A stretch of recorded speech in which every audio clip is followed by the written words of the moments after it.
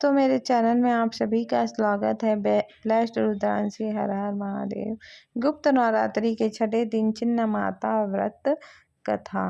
देवी छिन्न माता माँ पार्वती का एक अत्यंत उग्र और रौद्र रूप मानी जाती है। वे 10 महाविद्याओं में 6वें स्थान पर है और तांत्रिक साधनाओं में इनका बहुत महत्व है। माँ का यह स्वरूप भले ही देखने में भीषण हो, लेकिन इसके पीछे भी जगत कल्याण की भावना ही छिपी है।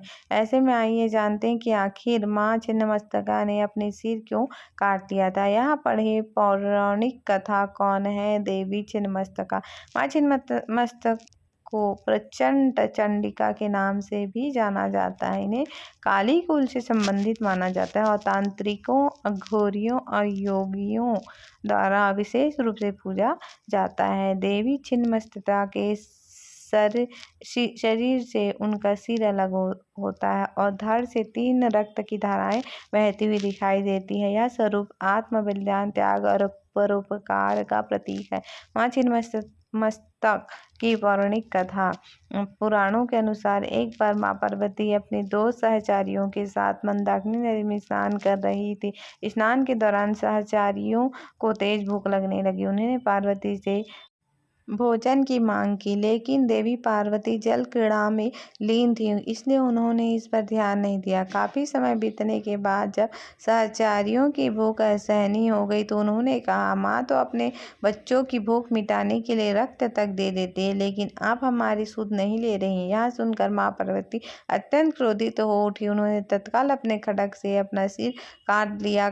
सिर काटते ही 3 रक्त की धाराएं निकली। 2 धाराएं उन्होंने अपने भूखी सहचारियों को दी और तीसरी धारा से स्वयं की तृप्ति की। इस घटना के कारण देवी पार्वती का यह रूप छिन्नमस्तिका कहलाया।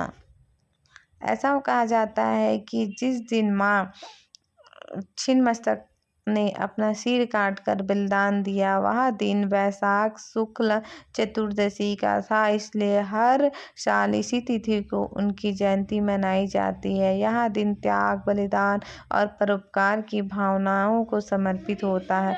माँ छिन्नमस्तिका का यह रूप हमें सिखलाता है कि दूसरों की सहायता के लिए स्वयं का भी त्याग करना पड़े तो पीछे नहीं हटना चाहिए। इस दिन देवी पार्वती की छिन्नमस्तिका पूजा रूप की पूजा और उपासना की जाती है। छिन्नमस्तिका पूजा का महत्व।